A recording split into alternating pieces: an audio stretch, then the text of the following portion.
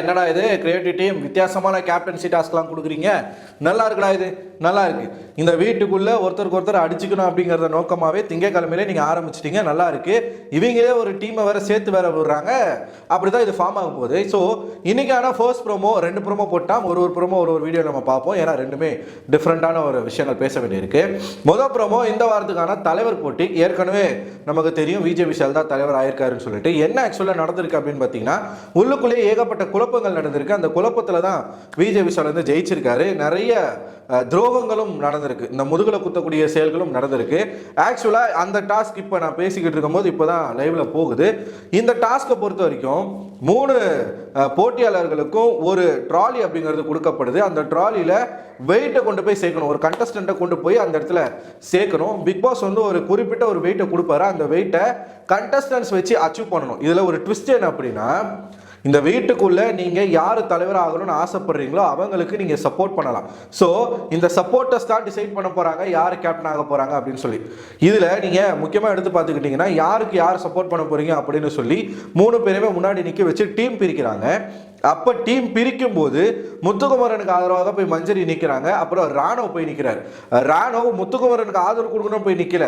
கடைசி நேரத்தில் விஜய் விஷால் கிட்ட போயிடணும்னு சொல்லி ராணவ் போய் இப்போ சும்மா முத்து கூட வந்து நிற்கணுமே நிற்கிறாரு. அது ஏன் போறாரு அப்படின்னா, ராயன்னு சொல்லி தான் போயிருக்கிறார். ஜாக்லினுக்கு சப்போர்ட் பண்றதுக்கு யாரெல்லாம் வந்திருக்காங்க அப்படின்னு பார்த்தீங்கன்னா, முதல்ல சௌந்தர்யா அவர்கள் போறாங்க, நெக்ஸ்ட் பவித்ரா, அதுக்கப்புறமா தீபக், கடைசியா தான் ராயன் போய் நிற்கிறாரு. இந்த சைடு இவர் விஜய் விஷாலுக்கு சப்போர்ட் பண்றதுக்கு அருண், அன்ஷிதா, ஜெஃப்ரி போறாப்புல. கடைசியாக ரஞ்சித் அவர்கள் வந்து முத்துக்குமரன் தன் கூட கூப்பிட்டாரு. ஆனால் ரஞ்சித் வந்து அங்கே போய் நின்ட்டாரு. ஸோ இதுதான் இப்போதைக்கு இருக்கக்கூடிய ஒரு டீம். கடைசி நேரத்தில் என்ன ஆகுறாங்க அப்படின்னு பார்த்தீங்கன்னா, ராணுவ போய் விஜய் விஷால் கூட நின்று விஜய் விஷாலை ஜெயிக்க வச்சிருக்கிறான். இதில் நீங்கள் நல்லா நோட் பண்ணீங்கன்னா, ஜெஃப்ரி இருக்கான் பாருங்க. இந்த ஜெஃப்ரி நேற்றே சொல்லிட்டான் இல்லையா, நான் இனிமேல் தனியாக விளையாட போகிறேன், நான் வந்து எல்லா நெகட்டிவ் தூக்கி அந்த சைடு வச்சுட்டு நான் பல இடத்துக்கு போகிறேன்னு சொல்லியிருந்தால. ஸோ தன்னை வந்து ஒரு இண்டிவிஜுவல் பிளேயர்னு காட்டிக்கிறதுக்காக இப்போ ஜெஃப்ரி வந்து ஜாக்லின் வரக்கூடாது அப்படின்ற ஒரு காரணத்தில் போகிறாங்க. ஜாக்லினுக்கு தெரிஞ்சு போச்சு ஏதோ நடக்கும்போது நம்மளை வச்சு என்னமோ செய்ய போகிறாங்க, தெரிஞ்சு போச்சு. அப்போ ஜாக்லின் வந்து தன்னுடைய சப்போர்ட்டர்ஸ் கிட்ட என்ன சொல்கிறாங்க அப்படின்னா, ஒருவேளை ஏன்னா இப்போ விஷால் தான் வந்து வெயிட்டில் அதிகமாக இருக்கார். அங்கே பார்த்தீங்கன்னா ரஞ்சித் இருக்காப்புல, அவர் வெயிட்டான ஆள், அருண் இருக்கான் வெயிட்டான ஆள், நெக்ஸ்ட் அன்ஷித் அவங்களும் வெயிட்டான ஆள் தான், ஜெஃப்ரி அவங்க ஓரளவுக்கு.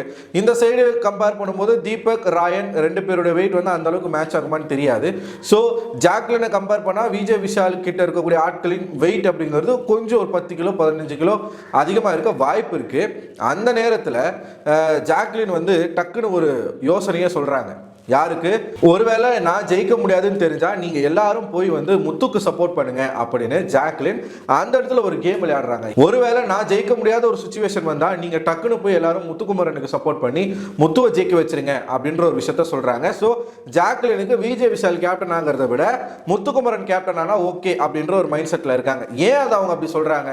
ஏன் ஜாக்லினுக்கு ஜெயிக்கணும்ன்ற ஆசை இல்லை அப்படின்னு கேட்டீங்கன்னா, இந்த சைடு இருக்க 5 பேர் வந்து இங்க வரப்போறது கிடையாது. யாருக்கு? விஜய் விஷால் கிட்ட இருக்கக்கூடிய ஆட்கள் ரஞ்சித், ஜெஃப்ரி, அன்ஷிதா, அப்புறமா அருண், இவங்க யாருமே ஜாக்லினுக்கு வந்து சப்போர்ட் பண்ண போறது கிடையாது. முத்துக்குமரனுக்கு யார் இருக்காங்க அப்படின்னு பார்த்தீங்கன்னா, ஒன்று மஞ்சரி, இன்னொன்று ராணவ். ஸோ ராணவும் விஜய் விஷாலுக்கு தான் போறேன் அப்படின்ற ஒரு முடிவில் இருக்கான். அதனால இவங்க என்ன சொல்லிட்டாங்க அப்படின்னா, ஒருவேளை என்னால் ஜெயிக்க முடியாது அப்படின்னு வரும் பொழுது எல்லாரும் போய் முத்துக்குமரனுக்கு சப்போர்ட் பண்ணுங்க. ஏன்னா இவங்களால இங்கே வர முடியாது. இப்போ மஞ்சரியும் இங்கே வர முடியாது.